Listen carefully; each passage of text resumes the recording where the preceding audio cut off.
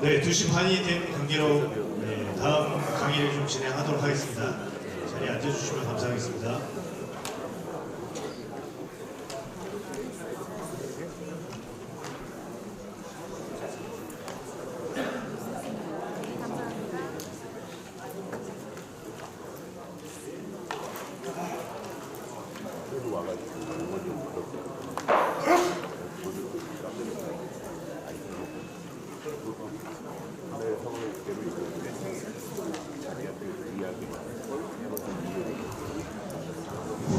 네, 그러면 시작하도록 하겠습니다. 지금 시간 2시 반부터 4시까지는 스포츠 윤리교육 시간이고요. 저희 스포츠 윤리센터에서 김성윤 강사님께서 강의해 주시겠습니다. 큰 박수로 맞이해 주시면 감사합니다.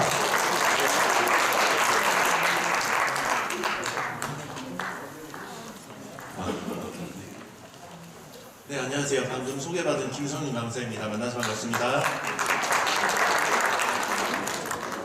네, 선생님들 한 150분 이상 계시다고 들었는데요. 식사 마치시고 졸음이 임하기 딱 좋은 이 시간에 가장 지루한 스포츠 인권교육을 맡게 돼서 부담감이 매우 큽니다만 지금 2시 반인데요. 저한테 주어진 시간 4시까지고 40분 하고 5분 쉬고 40분 하고 마치는 방향으로 그렇게 한번 진행해 보겠습니다. 그래도 중간에 쉬는 시간 안 드리면 또 섭섭해 하실 테니까.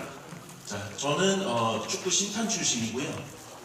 또 이렇게 지금은 논문도 쓰고 책도 쓰면서 이제 인권 강의, 윤리교육 강의 다니고 있는 김성윤이라고 합니다.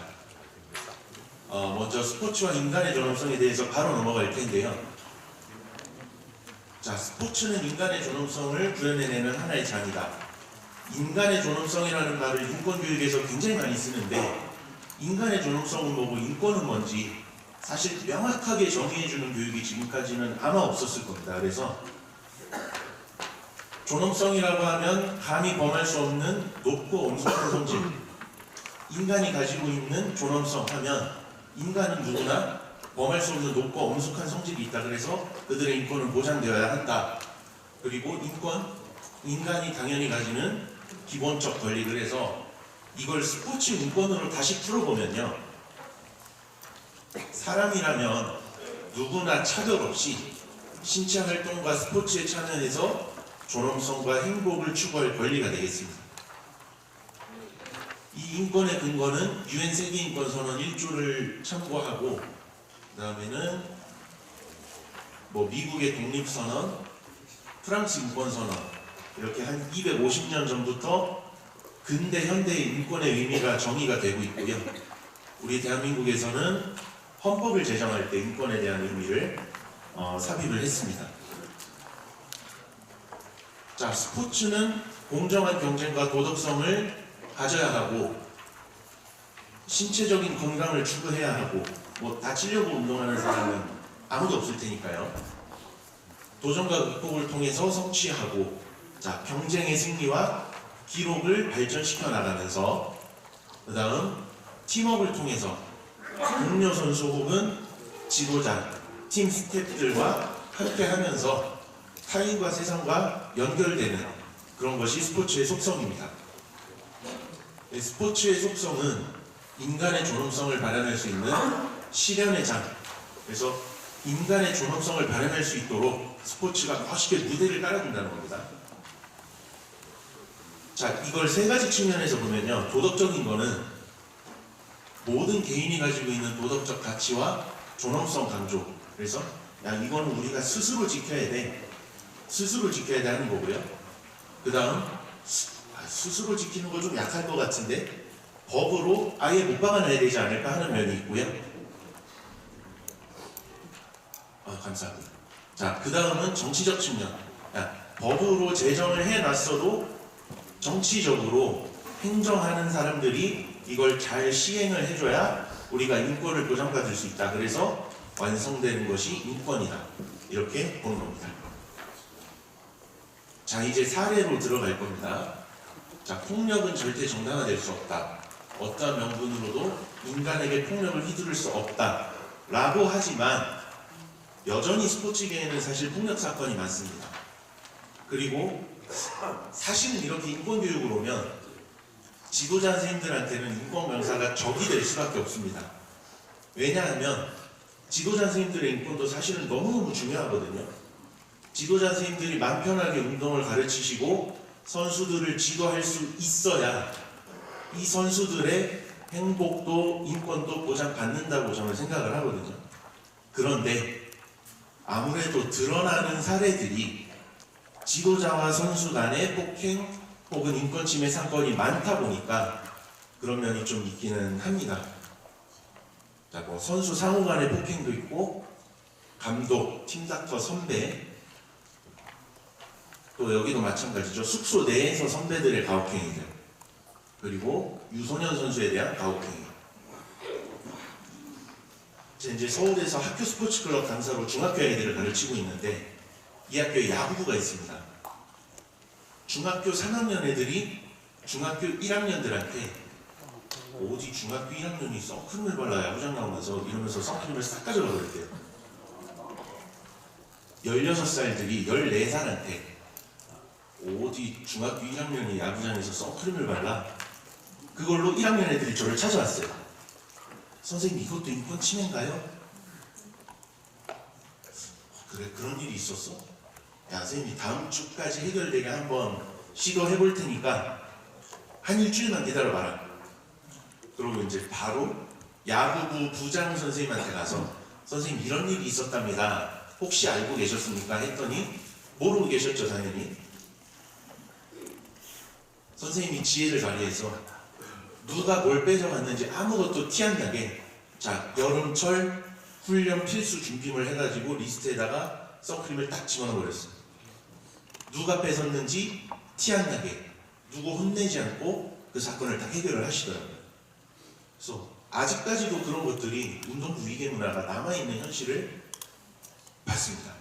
자, 그 다음 이제는 성폭력으로 합니다. 미투 운동 때 우리 스포츠계에도 많은 제보와 신고가 있었죠. 자, 요 마지막에 나와 있는 미국 체조 국가대표 주치의는 레리 나사르라는 인물인데요. 30몇 년간을 대학팀 그리고 국가대표팀의 트레이너 팀닥터로 있으면서 300여 명이 넘는 선수를 성추행 성폭행해서 최소 80년, 최대 170년 징역 선고받고 지금 감옥에 있습니다. 그 피해자들한테 그 레리 나사르가 근무하던 대학과 대표팀, 그러니까 이 스포츠계에서 보상한 비용이 300몇억 될 겁니다. 피해 보상금은 선수들한테. 그래서 우리가 스포츠를 가르치면서 나는 내 제자가, 내 선수가 이뻐서 얘가 운동 잘하는 게 기특해서 말한 것이 듣는 입장에서는 아무래도 시대도 각박하고 좀 험한 일이 일어나다 보니 성적인 문제로 발현이 될 수도 있다. 그래서 우리 선생님들께서 예민한 성인지 감수성을 갖추실 필요가 있다. 이런 말씀 드리고요. 자, 영상을 지금부터 한 4개, 5개 보실 텐데 이 영상들이 몇 년에 걸쳐서 일어난 일이면 좋겠습니다만 올해 신고를 했거나 올해 다 발생한 일들입니다. 지금부터는 영상을 좀 보시겠습니다. 서울 모 고교 태권도 품새팀 코치가 여고학생 선수들을 무차별 폭행하는 영상이 공개돼 충격을 주고 있습니다. 지난 26일 태권도 전문 뉴스 채널 더 태권에 공개된 영상에 따르면 강한 타격음과 함께 한 남성이 여성에게 침대에 누워라고 소리치더니 무차별적으로 구타하기 시작합니다. 빨리 누워 있어. 가해 남성은 서울모 고등학교 품새팀 L 코치이고 피해 여성은 고3 A양으로 밝혀졌는데요. 폭행은 A양이 정신을 잃은 후에도 계속됐습니다. 피해 학생은 기절했다가 얼굴 통증이 깨어났는데 여전히 맞고 있었다고 당시 상황을 진술했는데요. 해당 영상은 작년 3월 29일 새벽 강원도 태백에서 열린 품새 대회 중 발생했으며 폭행 피해자는 A양을 포함해 3학년 2명, 2학년 2명 등 총 4명으로 이들은 복도, 엘리베이터, 모텔방 등 여러 장소에서 구타를 당한 걸로 알려졌습니다. L코치의 분노는 날이 밝아져도 계속됐습니다. 차에서 대기 중이던 피해 학생들을 향해 폭언과 협박을 쏟아냅니다.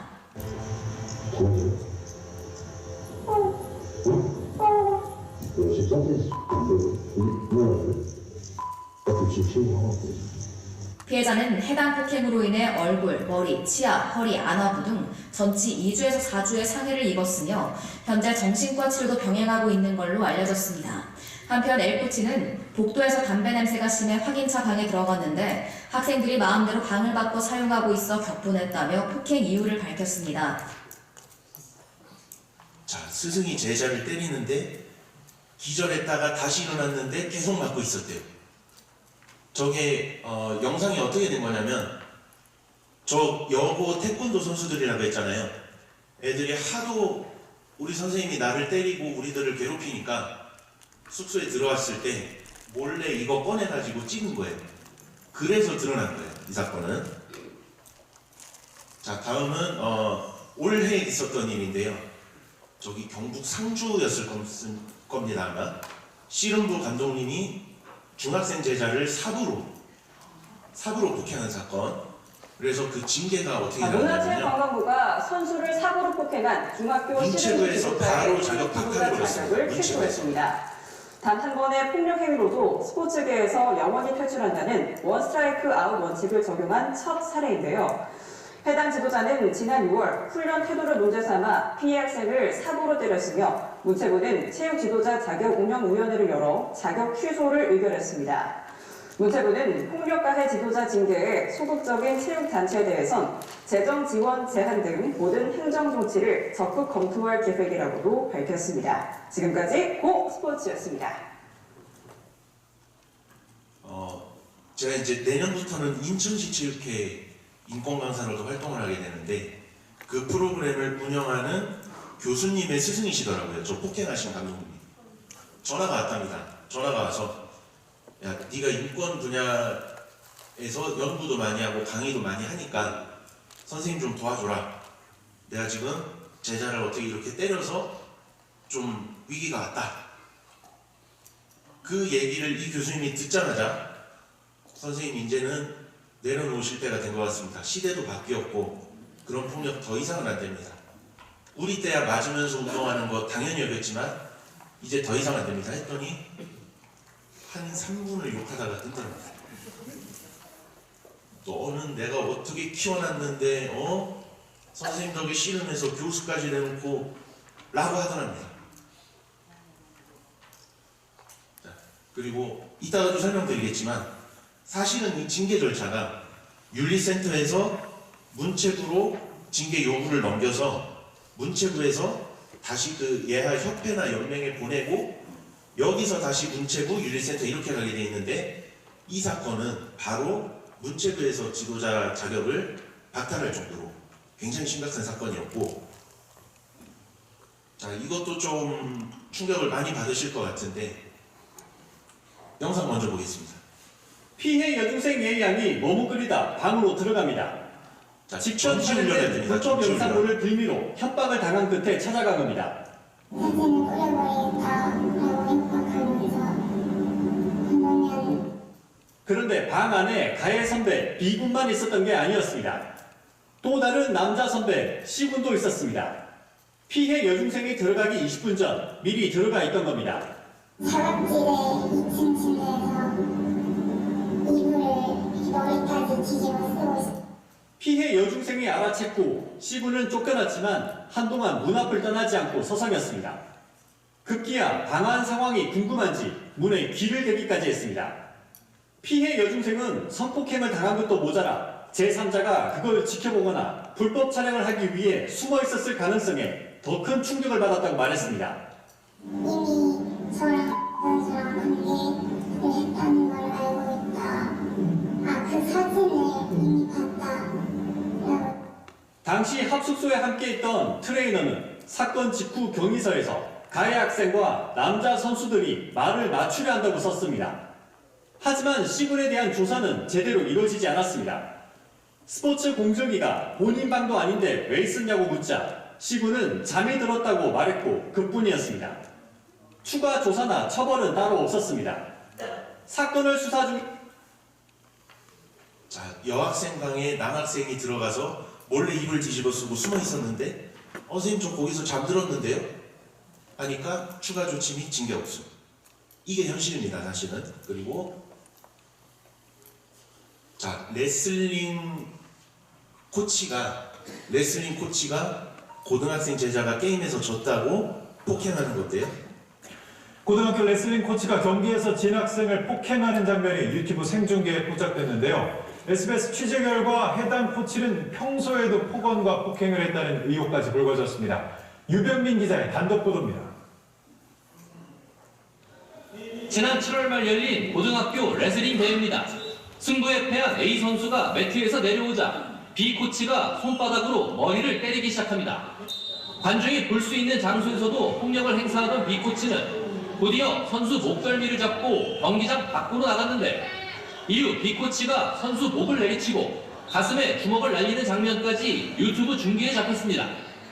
취재 결과 B 코치는 평소에도 선수들에게 폭언과 폭력을 했는데 학생들은 B 코치가 무서워 어느 곳에도 신고하지 못했다고 털어놨습니다.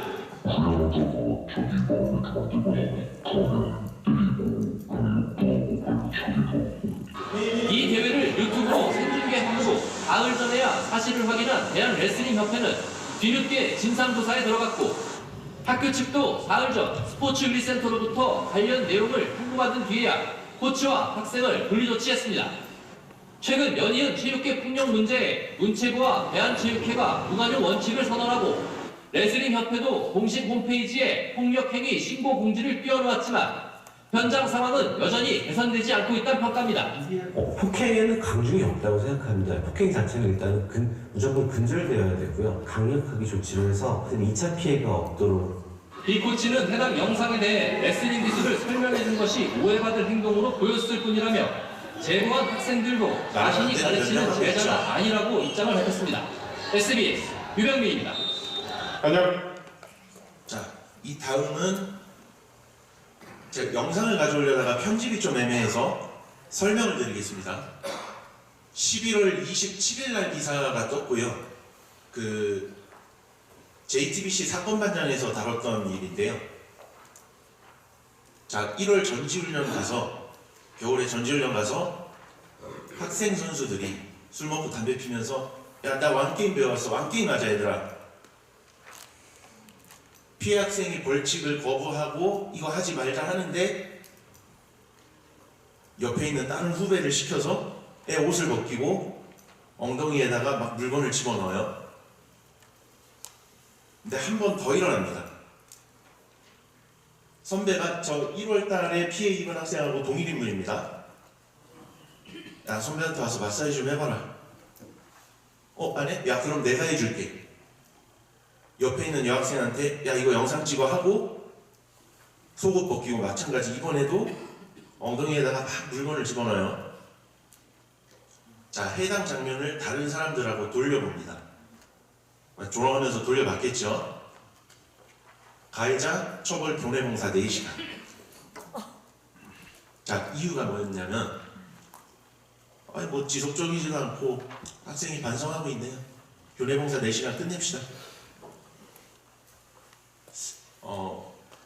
글쎄 뭐 관계가 있는지 없는지 모르겠습니다만 저 가해자는 전국대회 3관왕하고 실업팀 입단 확정된 친구였답니다.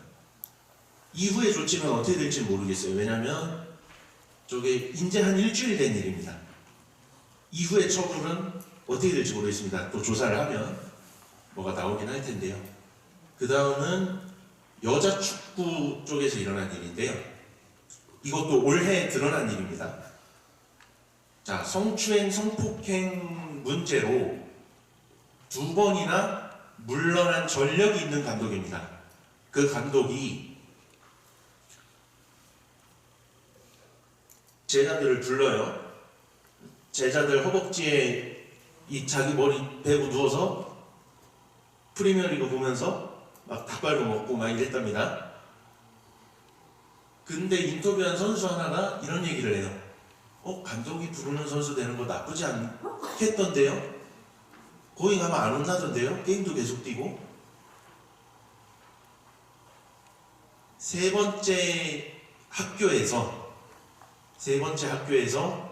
제보와 신고가 있어서 이때 첫 번째, 두 번째 사건까지 다 드러나게 됩니다. 자, 앞서 영상들과 이제 제가 설명해드린 사건들을 보시면 인간으로서 보장받을 권리를 아직도 보장받지 못하고 운동하는 친구들이 있다. 물론 바뀌는 경우도 있습니다. 지도자 선생님들이나 심판들이 당하는 경우도 있고 또 단체에서 임직원분들이 당하는 경우도 있습니다. 자, 신체적, 정신적 안전이 필요하고 그 다음에 부상 시 적절한 치료를 받을 권리가 있는데 제가 3년 전에 심판 은퇴했거든요. 3년 전에. 그때까지도 팀에 있는 트레이너들 싹 무시하고 야 괜찮아 뛰면 이런 지도자 선생님들이 아직도 현장에 계십니다. 트레이너라는 전문가가 있음에도 불구하고. 자, 그 다음 익스트림 스포츠에서 안전장치 미흡 때문에 상황사고, 그리고 요즘 사실 학교 팀 같은 경우들은 뭐 교육청하고 계약하고 학교하고 계약하면 사실 요즘은 그렇지 않습니다만 여기서 벗어나 있는 클럽팀들 같은 경우는 아직도 이런 문제들이 많이 남아있습니다. 저도 클럽팀에서 아이들 가르칠 때 제 근로계약서를 한 번도 본 적이 없어요. 애들 픽업하면서 발생하는 아무래도 차량 운행하다 보면 뭐 의도치 않게 신호위반 뭐 벌금 걸리고 이런 거 있지 않습니까? 그거 다 제가 냈습니다. 그렇게 당하면서 일하는 지도자 선생님들이 아직도 있어요. 클럽팀 쪽에서. 특히 축구는 범위가 워낙 높다 보니까 많습니다. 자, 지금 굉장히 빨리빨리 가고 있는데 더 빨리 가고 있습니다. 자, 예민하고 민감하게 스포츠 인권 감수성 실천하기. 앞에 사례들을 보면 글쎄요, 사실 스포츠 인권이라는 거 한 번만 생각해봤으면 그런 사건이 일어났을까 싶은 사건들이 굉장히 많았습니다. 자, 감수성이라는 말이 있는데요. 외부 세계의 자극을 받아들이고 느끼는 성질. 사실은 좀 쉽게 얘기하면 역지사지 해보자 이런 말로 풀어보면 될 것 같습니다. 내가 이렇게 말하면 내 제자가 들을 때 어떨까? 내 학생이 들을 때 어떨까? 이렇게 한 번만 얘기해보면 사실은 인권 침해나 폭언 폭행이 점점점 줄어들어 갈 텐데 이게 실천이 안 되는 것 같아서 좀 안타까운 현실이고요. 제가 지도자 선생님들께 강조드리는 건 첫 번째는 성인지 감수성이고요. 두 번째가 언어 감수성.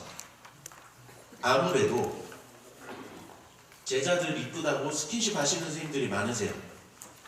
뭐 어깨를 툭툭 두들기고 이런 게 받아들이는 친구들이 우리 선생님이 나를 기특해 하시는구나 하면 괜찮은데 걔가 그날 유독 기분이 나빠갖고 우리 선생님 자꾸 날 만지네 이렇게 돼버리면 사실은 방법이 없습니다.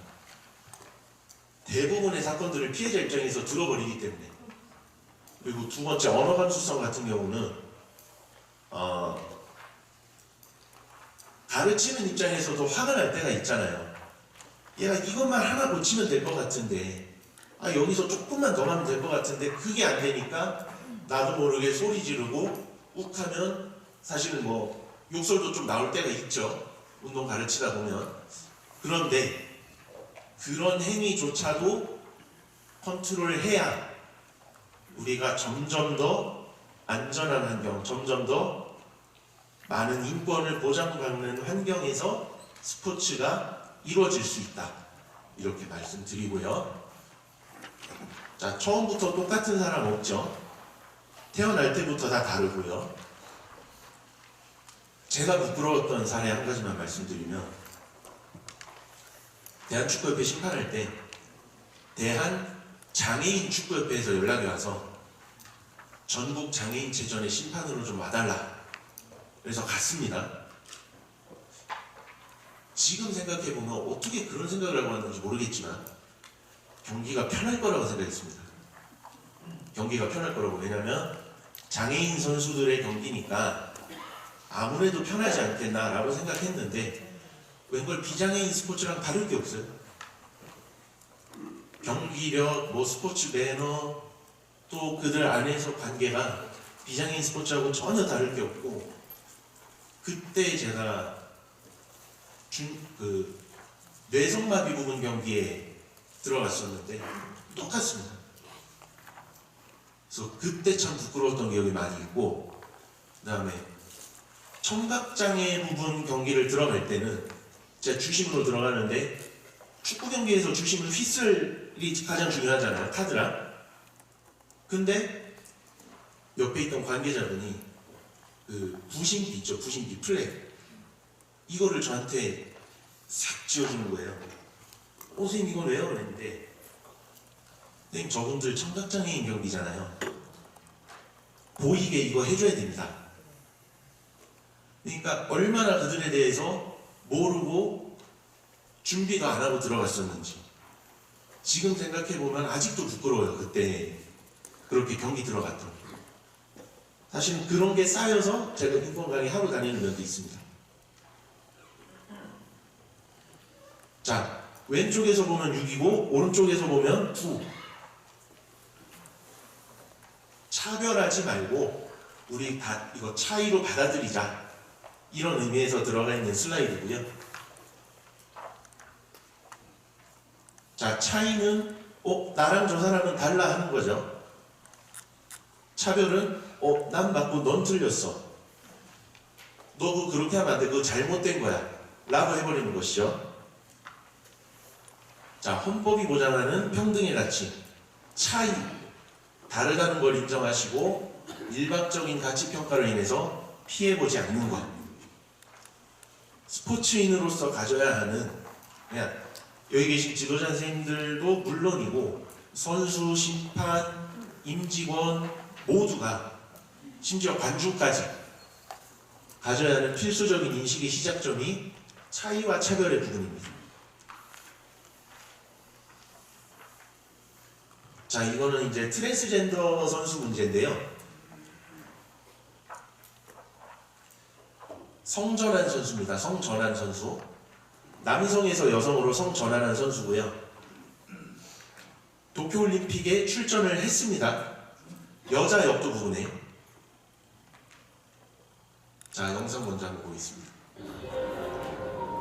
오늘 역도 여자 경기에 올림픽 역사상 처음으로 트랜스젠더 선수가 출전합니다.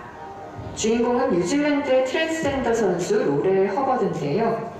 허버드는 남자 역도 선수로 활동하다 은퇴하고 여성으로 성전환 수술을 받은 뒤 35살의 나이에 여자 역도 선수로 복귀했습니다. 허버드가 올림픽 출전 권한을 얻은 건 IOC가 지난 2004년 성전환 수술을 받은 선수의 올림픽 출전을 허용했고 2015년에는 새로운 조건으로 호르몬 수치를 제한하며 출전 기회를 넓혔기 때문입니다. 앞서 뉴질랜드 올림픽위원회는 허버드의 남성 호르몬 수치가 IOC 측이 제한한 수치 이하이기 때문에 여성 선수로서 출전할 자격을 얻었다고 밝힌 바 있는데요. 트랜스젠더 선수를 연구하는 연구원은 이들의 신체적 이점이 압도하는 경우는 드물다며 만일 이점이 크다면 허버드 같은 선수가 세계 기록을 깼을 것이라고 분석하기도 했습니다. 하지만 누리꾼들 사이에서는 공정성 논란에 따른 부정적인 시선도 잇따르고 있는데요. 한편 이번 도쿄올림픽은 공개적으로 자신을 성소수자라고 밝힌 선수가 168명으로 역대 올림픽 중 가장 많은 대회이기도 합니다. 다이빙 금메달리스트 영국의 톰 데일리는 선 정체성 때문에 아무것도 이룰 수 없다고 생각했던 시절을 지나 이젠 올림픽 챔피언이 돼 무엇이든 이룰 수 있다는 것을 보여줬다라는 수상소감을 남기기도 했는데요. 올림픽 첫 커밍아웃 트랜스젠더 심판 킴벌리 데니얼스, 트랜스젠더 스기야마 호시노가 일본 올림픽위원회 선임 이사로 임명되는 등 이번 올림픽에는 심판과 인사 중에도 성소수자가 포함됐습니다. 신체적으로도 여성인데 본인이 남성이라고 생각해서 저렇게 수염도 이렇게 하고 그런 사람인데 로렐 허버드 사례를 보면 굉장히 많은 반대가 있었는데, 논란이 있었는데, IOC에서 제안한 남성 호르몬 수치 이거 이하로 나오면 당신은 여자 선수로 올림픽에 출전할 수 있습니다. 그래서 이런 논란도 있었어요. 트랜스젠더 파트를 따로 만들자, 이 정도 많아지면. 트랜스젠더 파트를. 근데 그게 왜 안 됐느냐. 본인이 여성으로 출전하고 싶어 하는데, 본인이 여성으로 호르몬 수치도 이렇게 만들어 와서 정당한 규칙에 의해서 출전하는데, 그걸 트랜스젠더 파트로 만들면 이거 또 다른 차별이고 이거 어디까지 갈 거냐. 그래서 그 논의는 사라졌던 적이 있습니다. 자, 일상생활 속에 사소하지만 자그마한 일, 우리 지도자 선생님들께서 선수들하고 대화하는 거, 프로그램 구성하시는 거, 그 다음에 프로그램 수행할 때 코멘트 하나하나 피드백 해주시는 거, 거기서부터 좀 신경을 써주시면 차별과 평등 쪽에서 점점 더 평등으로 갈 거라고 확신하고요. 우리가 일상생활 속에서 무심코 던진 말 한마디는 누군가에게는 성적 수치심을 일으킬 수도 있으며 누군가에게는 상처가 될 수 있습니다. 쟤는 외국인이니까 경기를 이해 못해. 아시아인은 근력이 약하니 운동을 못해. 저 선수는 인종 때문에 기회를 더 받아야 해. 남자답지 못하게 패기와 열정도 없고 너희들은 남자도 아니야. 여자가 왜 이렇게 힘이 센 거야? 너 오늘 엄청 이뻐 보인다. 장애인인데 운동을 할 수 있겠어? 장애인 선수는 노력이 부족해서 그런 거야. 장애인 선수는 다른 선수들처럼 대우해줄 필요 없어. 말 한마디 안에는 그 사람의 평소 인식이 들어있기 마련입니다. 기본적으로 모두가 소중한 존재이며 우리 모두는 각자 특성이 매우 다른 존재라는 인식의 시작이 매우 중요합니다. 그것이 상호 존중의 시작입니다. 일상생활 속에서 무심코 지나쳤던 말 한마디에도 차별은 하고 있지 않은지 생각해 봅시다.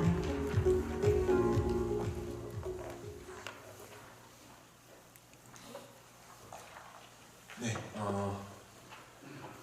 자, 요 슬라이드를 또 보시면, 야, 지금까지 그렇게 해왔어. 우리 다 그렇게 했어.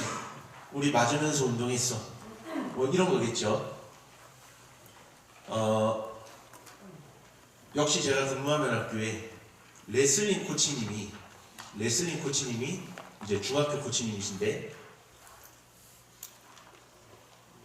아이들 수업 다 끝나고 퇴근하고 이렇게 나가는데 지하의 레슬링부실에서 퍽퍽 소리가 나요. 애들을 이제 빠따라 그러죠, 빠따. 그걸로 때리고 있더라고요, 애들을.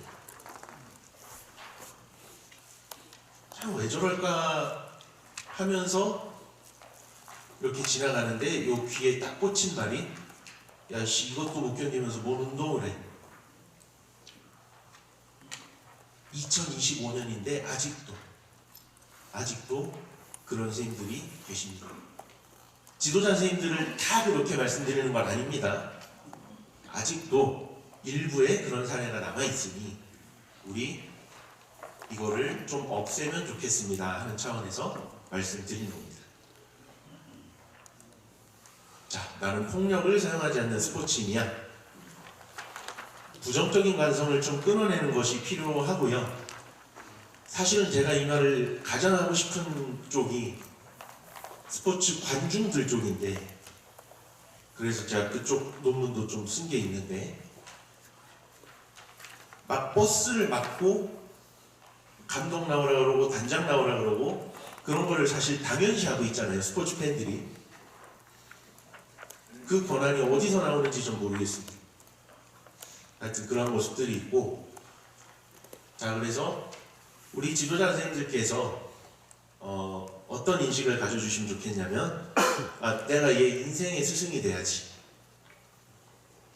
저한테도 이런 스승님이 딱 한 분 계십니다. 저는 운동선수 출신은 아니지만 그 중학교 때 체육 선생님께서 제가 축구 심판을 하고 싶다 그러니까 온갖 인맥을 동원해서 심판이 되는 방법도 알아보시고 심판이 될 수 있게끔 조언을 들을 수 있게 그 당시 WK리그의 감독님을 이렇게 학교로 초대를 하셔가지고 저하고 한 1시간 이야기할 수 있게끔 만들어주시고 참 감사했던 스승님이 계시는데 이렇게 얘들한테 꿈을 심어줘야지 우리 선수한테 희망을 심어줘야지 하는 그 인생의 스승이 되겠다는 다짐을 한번 해보시면 우리 선생님들께서 이 궁도의 또 미래를 더 밝게 만들어 주실 수 있지 않을까 생각해 보고요.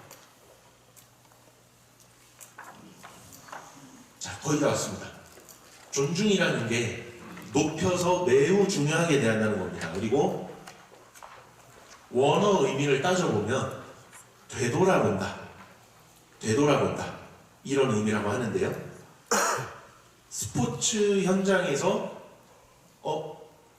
내 상대편도 되돌아보고 내 제자들도 되돌아보고 나와 함께하는 코치진도 한번 되돌아보고 한 번만 입장 바꿔서 되돌아봐서 생각해주면 이 존중이 이루어질 수 있다는 거죠. 자, 그래서 지도자 선생님들께서 존중할 대상이 서로 존중할 대상이 누가 있냐 하면 선수도 있고 심판도 있고 또 우리 임직원 관계자분들 그리고 가장 중요한 게 지도자 선생님들 여러분 자신입니다. 선생님들께서 먼저 스스로 존중을 해주셔야 다른 이들도 존중할 수 있겠죠. 자, 그래서 경쟁하는 상대팀과 존중하는 것, 그리고 팀 내부에서 우리 코치진 그리고 내가 가르치는 선수들이 있고요. 그 다음은 팀 외부에 관중, 심판, 또 역시 임직원들 이렇게 있습니다. 자, 아랍 쪽에서는 중동 쪽에서는 히잡이 굉장히 중요하잖아요. 자, 저 히잡 쓴 선수가 있죠. 저쪽 저게 벗겨지고 망가지면 굉장히 큰일 나는 일들이 있으니까 경기를 멈추고 저게 온전히 정리될 때까지 가려주는 겁니다. 안 보이게. 혹시나 이 선수 나중에 안 좋은 일 생길까.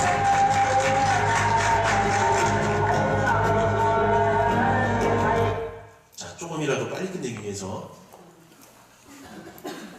자, 이제 정리입니다. 자, 인간의 존엄성 여기 계시는 선생님들 또 선생님들께 지도받을 선수들 누구나 다 고귀한 존재고요. 차이와 다름 맞고 틀린 게 아니라 다르구나 저 사람 저렇게 생각하는구나 하는 부분 그리고 상호 존중 먼저 선생님들 자신부터 존중해 주시고요. 그리고 상대방 심판 또 우리 선수들 다 존중해 주시기 바랍니다. 이거는 이따가 두 번째 시간에 하겠습니다. 저희 두 번째 시간에는 자, 인권 감수성 상호 존중 똑같이 나가는데 두 번째 교환은 폭력성 폭력의 유형이나 또 그에 따른 뭐 처벌 그 다음에 윤리센터를 통해서 어떻게 신고 이렇게 지원할 수 있는지 한번 보겠습니다.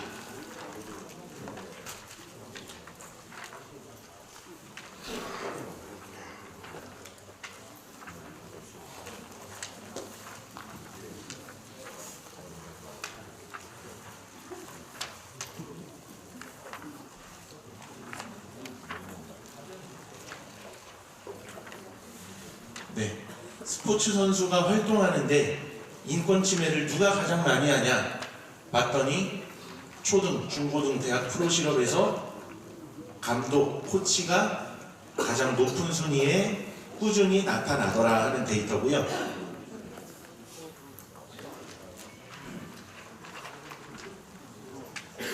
잠시만요, 죄송합니다.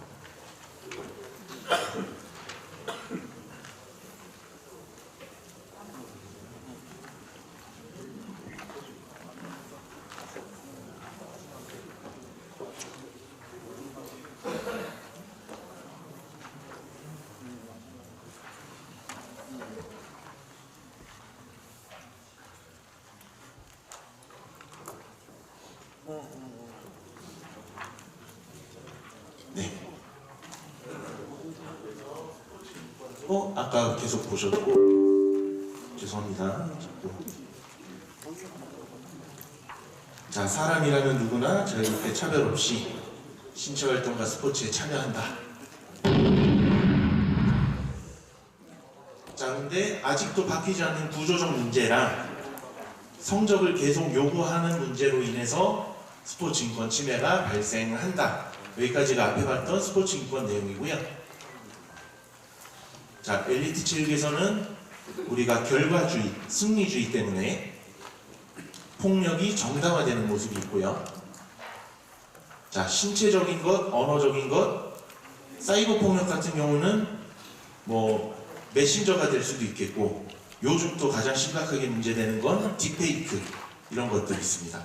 그리고 이 일상적 통제는 뭐 외출 외박 제한부터 시작해서 좀 다양한 문제가 있기 때문에 이따가 다루기로 하고요.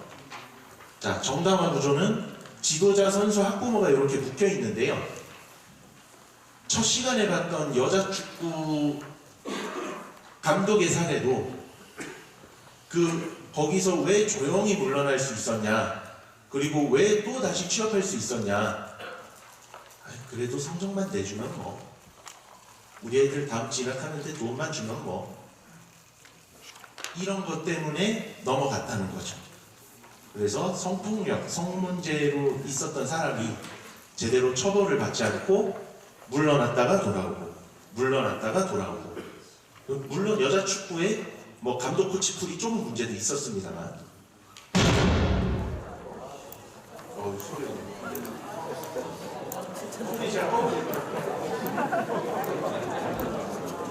네, 죄송합니다. 제가 일부러 그런 건 아니고 소리 꺼버렸습니다. 제가 그래도 인권 강사인데 주무시지 말라고 이렇게 했겠습니다. 인권 강사가 인권 침해하면 안 되지 않겠습니까? 죄송합니다. 노트북 바꾼다고 좀 정신이 없어가지고 양해를 부탁드리겠습니다. 자, 4등이라는 제목의 영화인데요. 수영 관련된 영화고,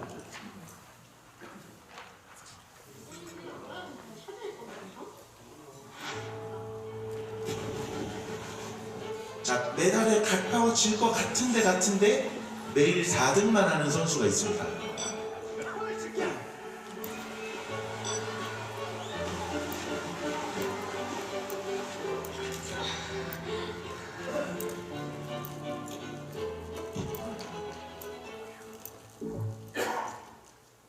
앞으로 스포츠판에 더 이상 이제 조재범 코치하고 관련된 사건 미투운동 이후에 인터뷰하는 거고요. 나오지 않았으면 좋겠고 어떤 이유에서든 폭행 공정돼야 할 거라고 생각합니다. 심석희 선수의 고백으로 드러난 조재범 코치의 폭행과 성폭행 사건. 이 사건을 계기로 지난 2월 인권위에서 스포츠 인권 특별조사단을 출범해 실태 조사를 시작했습니다. 조사단은 이달에만 2개의 조사 결과를 발표했는데 결과는 충격적이었습니다. 상당수의 선수가 폭력에 노출돼 있었기 때문입니다.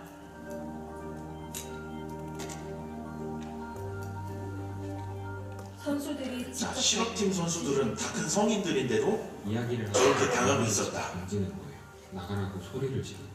하루에 30대 2019년도 조사 결과입니다. 저건 지금은 조금 다를 수 있습니다. 손으로 등이랑 얼굴이랑 그냥 막 더 안타까운 건 초등학생 선수의 경우 폭력을 당하면 더 열심히 해야겠다고 생각하는 비율이 무려 38.7%였습니다. 선수 때는 코치가? 응? 아니라 내 정신이 안 차리니까. 이런 언어 신체적 폭력뿐만 아니라 성폭력 문제도 심각했습니다. 도복을 일부러 세게 잡아서 속옷까지도 줍는다든지 경기 중 감독님한테 뛰어와서 뒷팔 벌려 가슴으로 안기지 않았다고 화가 난 거예요.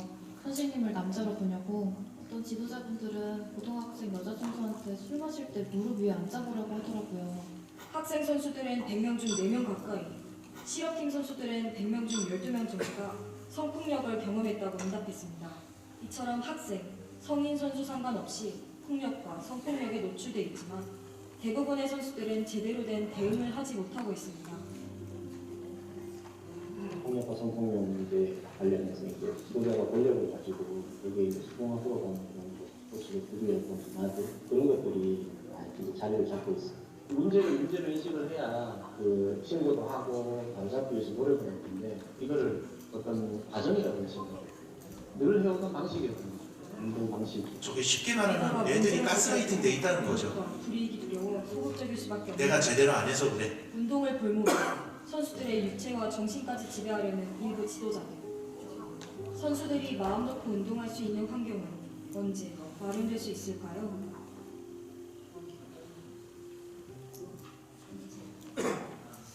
자, 다시 소리를 끄겠습니다. 자, 성과 중심으로 아무래도 훈련을 하게 되면 지도자의 과도한 영향 그리고 폐쇄적인 훈련 환경 등의 문제가 발생하고, 자, 이게 발생해도 팀의 성과와 이미지 보호라는 명목으로 문제를 감추고 또 2차 피해가 발생한다. 그러면 우리가 폭력을 볼 때 이렇게 5가지 정도로 볼 건데요. 자, 언어폭력. 자, 뭐 고성, 욕설, 모욕, 협박, 혐오 등이 있죠.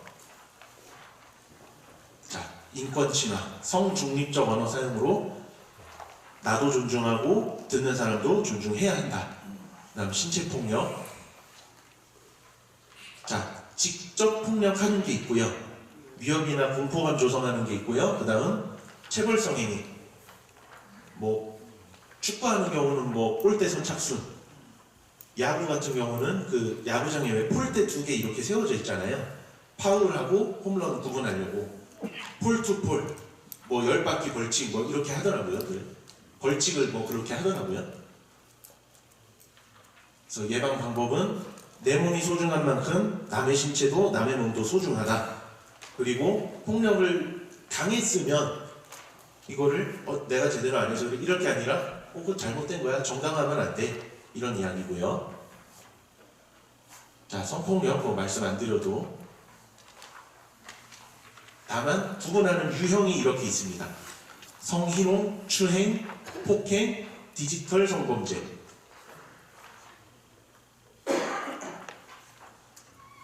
자, 성적 자기결정권 존중과 상대방의 동의 없이 신체 접촉하지 말아라. 이런 얘기고요. 다음, 요즘 가장 심각한 건 사실 이겁니다.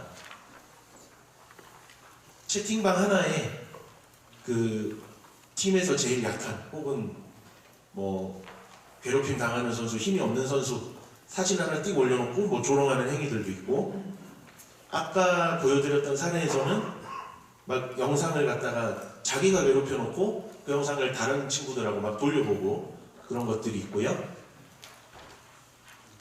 자, 예방 방법, 상호 존중, 배려 원칙 준수 및 관계 우위를 이용한 폭력 금지. 자, 이제 일상적 통제, 운동부 위계적 문화를 배경으로 이루어지는 폭력이고, 강제적으로 이걸 지키겠다고 폭력적 수단, 관습이 적용되는 문화. 그래서 자, 아까 강의 초반에 말씀드렸던 어디 중학교 1학년 서클을 라떼는 이것도 일상적 통제가 되겠죠. 자, 외출해박 제한, 두발 염색 제한, 빨래 청소 심부름 강요, 휴대전화 제한, 온라인 사진 아침에. 저는 이제 축구부가 있는 대학을 나왔는데요. 제가 이제 학번은 1호학번입니다. 지금 나이는 30이고요. 그때도 게임 지면 못 나가겠습니다. 그리고 감독님은 집에 가시고. 자, 위계 우위에 있을 경우 폭력에 둔감해지고 그 강도가 심해진다.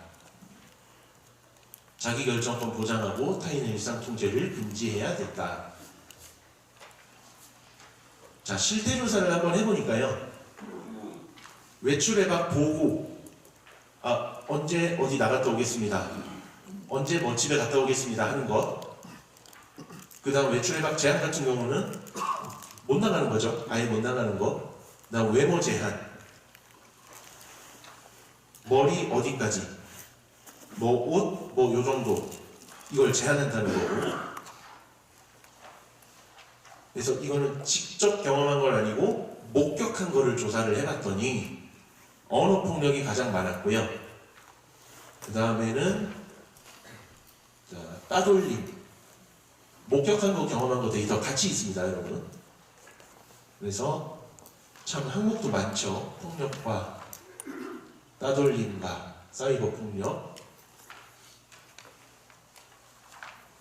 자, 악습이 반복되는 것 우리가 다 끊어내야 되고 상호 존중하는 문화를 실천해야 한다. 그래서 IOC에서 인권 전략 프레임워크, 그 다음에 국내 스포츠 인권 현장에 어떤 내용이 있는지 보겠습니다. 자, 목소리, 안전, 평등, 생계, 사생활. 자, 선수들이 운동하는 거는, 운동을 직접 하는 건 선수들이지 않습니까? 운동을 직접 하는 선수들이 자신들의 훈련과 경기 진로에 관한 의사결정 과정에 적극적으로 참여해야 된다. 쉽게 얘기하면 뭐 나는 A 학교를 가고 싶어요. 난 A 학교에 가서 그 A 학교 감독님한테 배우고 싶어요. 근데 지금 소속돼 있는 팀의 감독님이 야, 너는 저기 B 학교로 가라 라고 한다면 거기서 누구의 의사가 더 중요하게 작용해야 하는가, 이런 문제 이야기하는 겁니다.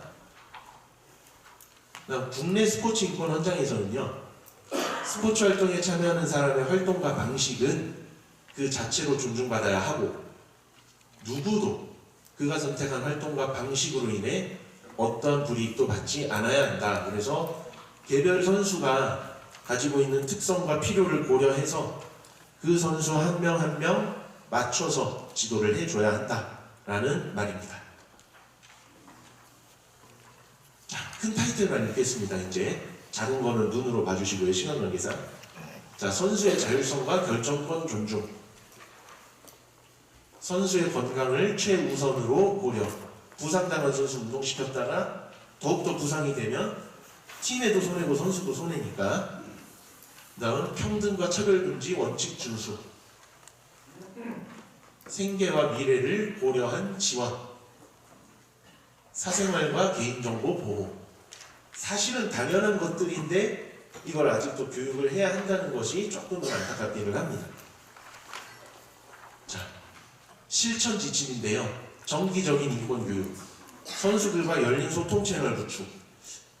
이거를 잘하고 계신 분이 또 아까 말씀드렸던 그 야구부 부장선생님.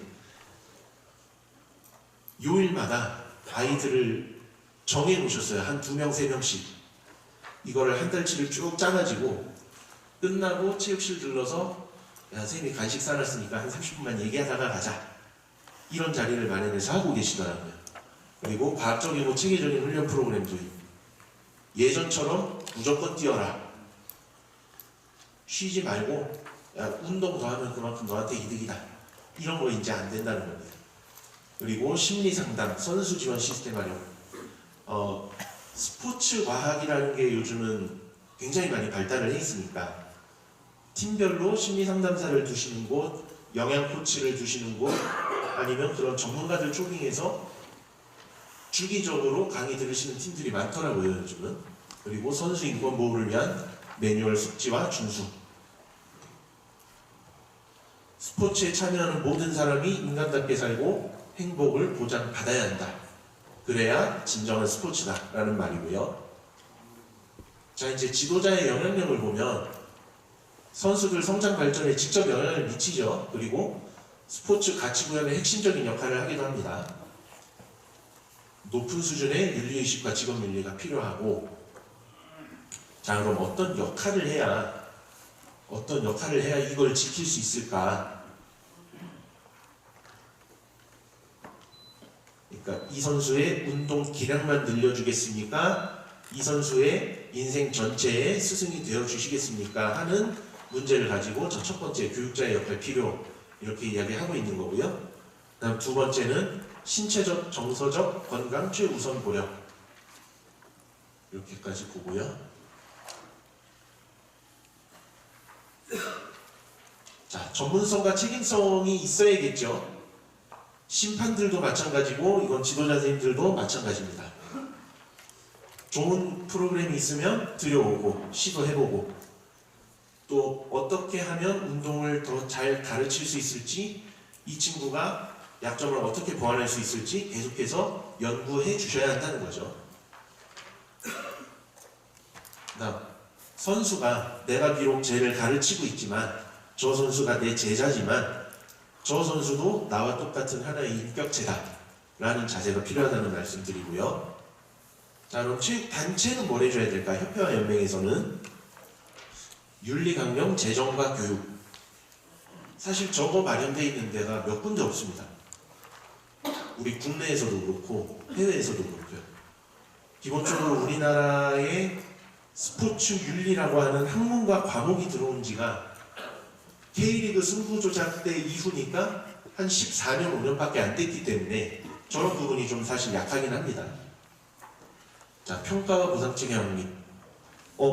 잘한 사람, 잘 지킨 사람 상 주고 못한 사람 벌 주고 이거 확실히 하자는 거죠. 자, 지도자의 영향력과 윤리적 역할 이거 다 보셨고요. 네, 조직 내 폭력의 심각성, 개인 간의 문제 말고 이게 쌓이면 어떻게 될지 이걸 고려해 보셔야 되고, 권력관계에 기반한 폭력 같은 경우 지속적인 트라우마를 유발한다. 그래서 사실은 가장 대표적이고 또 안타까운 사례가 우리 고 최숙현 선수, 경주시청에 있던 트라이애슬론 선수, 참 안타깝게 폭력을 당하다가 이겨내지 못하고 돌아가셨죠. 조직 내 성폭력의 특징은 역시 사실은 권력에 기반해 있죠. 그리고 조직적 은폐, 자꾸만 감추는. 요즘은 그래도 선수들이 이걸 당하게 되면 신고를 많이 하고 상담도 많이 받는다고 합니다만 아직까지도 감춰지는 일이 많습니다. 그래서 대응 방법은 당연히 피해자 중심으로 대응해야겠죠. 익명 유지해줘야 되고요. 가해자 피해자 분리하고 최대한 빠르게 조치를 해줘야 된다. 그리고 가해자에 대한 처벌을 강화해야 된다. 엄정한 징계 조치 필요하고 재발 예방 교육을 강화해야 된다.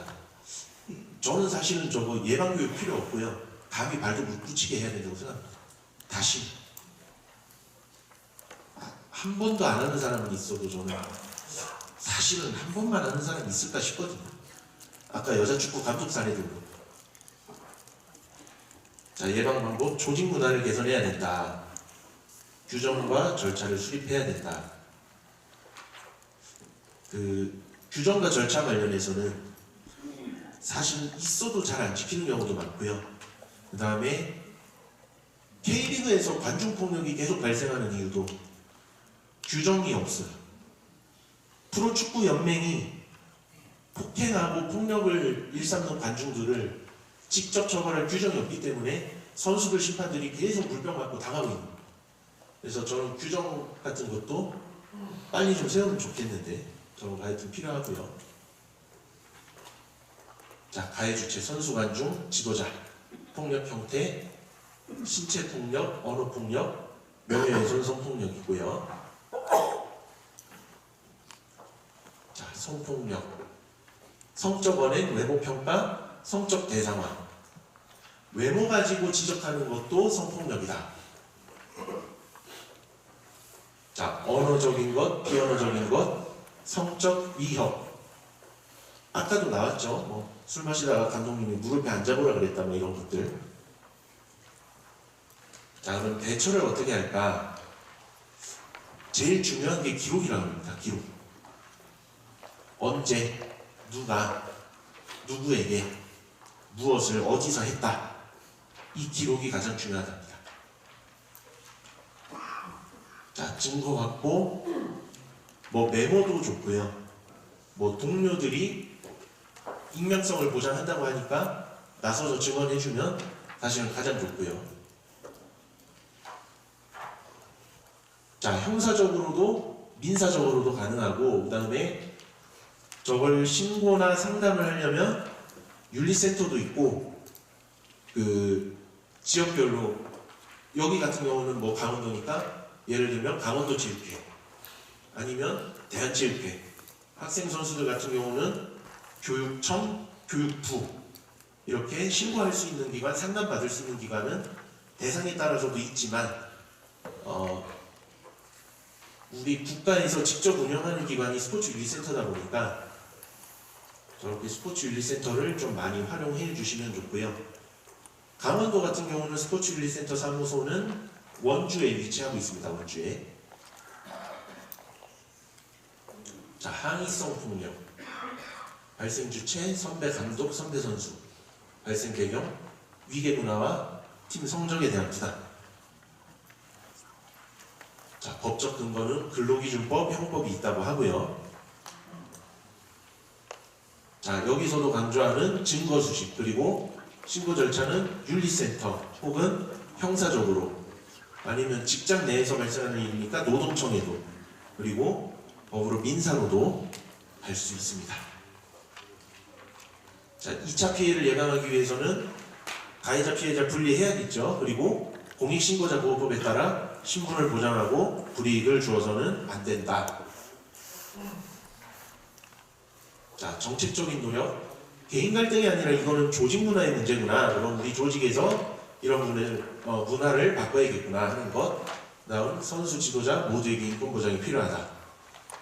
그리고 사실은 당하고도 신고하지 못하는 경우가 많기 때문에 이런 이미 내가 그 행위를 당했다고 하더라도 좀 용기 내서 신고해주는 그런 것이 필요하고요.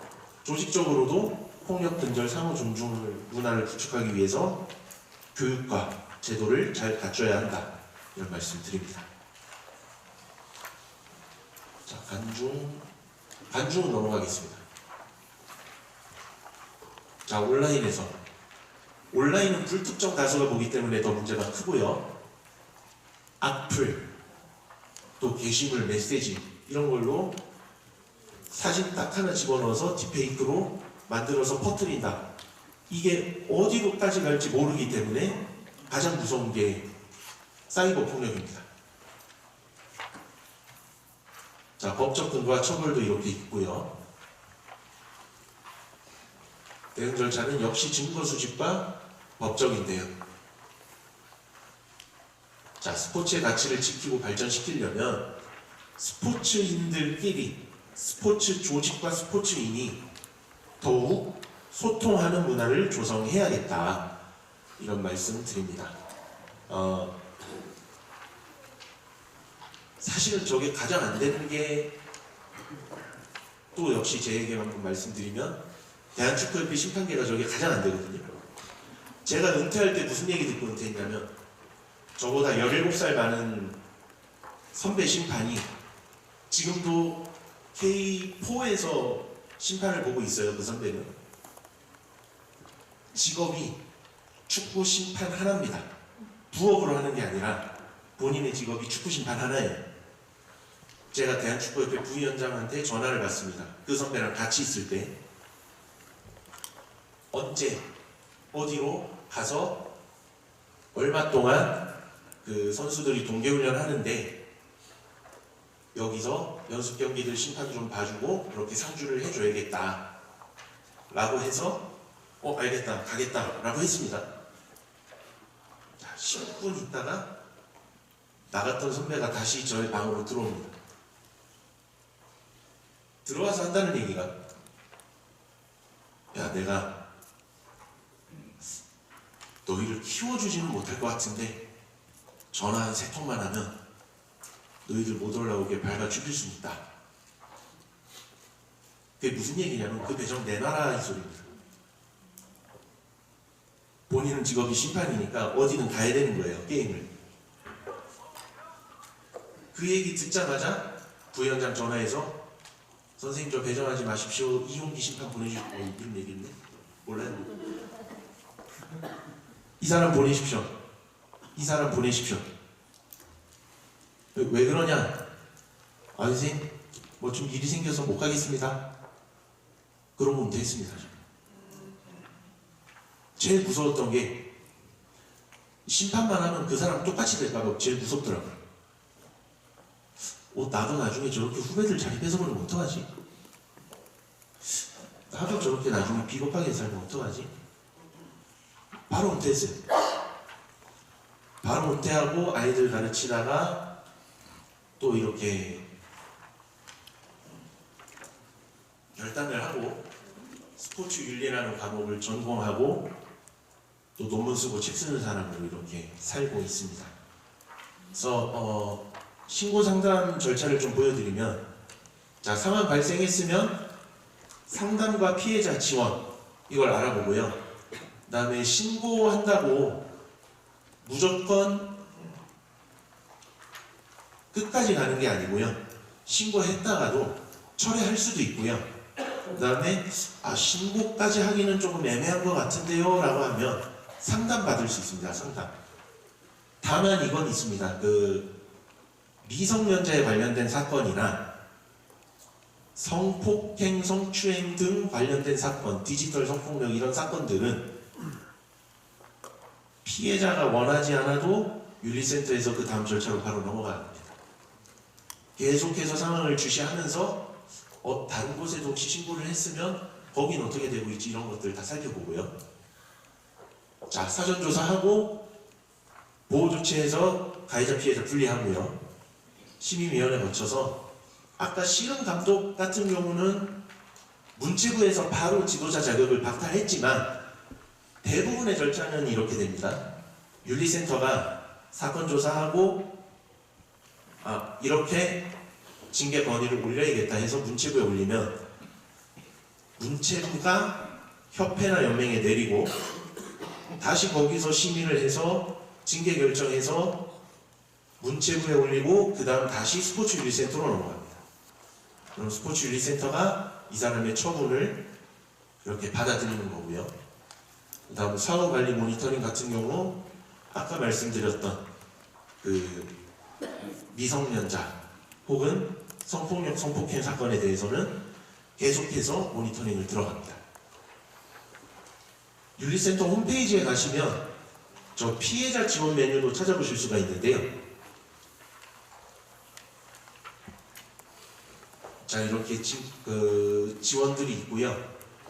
본인도 지원을 받을 수 있고 본인 외에 신고자 혹은 가족도 지원을 받을 수 있습니다. 그래서 체육활동 지원 같은 경우는 만약에 그 팀에서 분리가 돼서 나왔으면 이 선수가 계속 운동을 할 수 있도록 훈련장 지원비 혹은 훈련장 섭외 후에 지원비 이렇게 지원해주고요. 그 다음에 숙소 생활하는 선수가 팀에서 나오게 됐다. 예를 들어서 본인이 부모님한테 가거나 이럴 수 있으면은 그렇게 가면 되지만 그런 여건이 안 되는 경우에는 여기 주거 지원에서 조사받고 회복하고 이러는 동안에 머물 수 있는 공간을 비용을 지원을 해주고 있고요. 의료 지원, 상담 지원 다 마찬가지로 본인이든 아니면 본인과 관련된 가족이든 혹은 동료든 이렇게 범위를 정해서 지원하고 있습니다.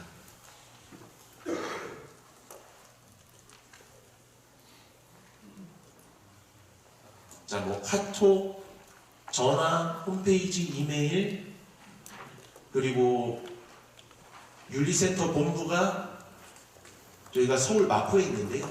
저기 사무실로 찾아가셔도 되고 아니면 각 지역 사무소도 또 검색하면 나옵니다. 그래서 서울 사무소를 굳이 찾아가실 필요 없이 번역별로 가까운 사무소를 찾아가셔도 됩니다. 네, 노트북과 이런 거 지원 문제가 조금 있었습니다만 그래도 약속드린 시간에 강의를 끝냈고요. 아까 제가 당했던 일에 조금 흥분해가지고 실명을 거론했는데 다 잊어주시길 바라고, 제가 인권교육, 폭력예방 교육 할 때마다 마무리 드리는 멘트가 있는데요.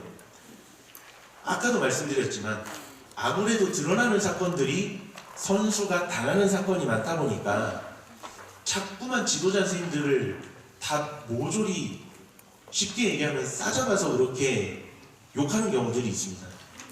근데 그거는 좀 아니라고 생각하고 저와 같이 또 연구하는 사람들이 또 점점 주장을 해서 고쳐나가야 될 문제라고 생각을 하고 앞으로 연구하고 책 쓰는 동안에 또 강의 이렇게 다니는 동안에 선생님들께서 마음 편안하게 선생님들께서도 인권을 보장받으시면서 지도할 수 있는 환경이 마련되도록 더욱더 연구와 강의 힘쓰겠다는 말씀드리면서 들어주셔서 감사합니다. 고생 많으셨습니다.